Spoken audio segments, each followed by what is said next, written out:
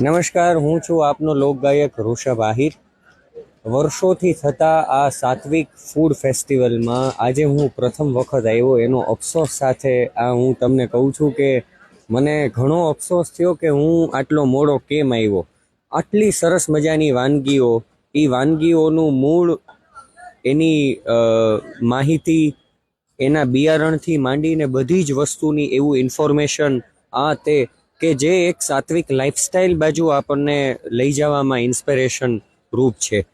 તો મને ખૂબ જાણીને આનંદ થયો. એવા સારા સારા વ્યક્તિઓને મળ્યો હું. પ્રોફેસર અનિલ ગુપ્તા સરને હમણાં જ હું મળ્યો. તો આવી પર્સનાલિટીસ અહીંયા આવે છે, આવા સારા વિચારોવાળા લોકો આવે છે. એવી આ અદ્ભુત ઉર્જાવાળી જગ્યા છે. મને બહુ આનંદ આવ્યો. 15 નંબરનો સ્ટોલ હતો એક મિત્રનો, એમની મેં પાનકી ટ્રાય કરી, બહુ મજા આવી. That was of the ragi.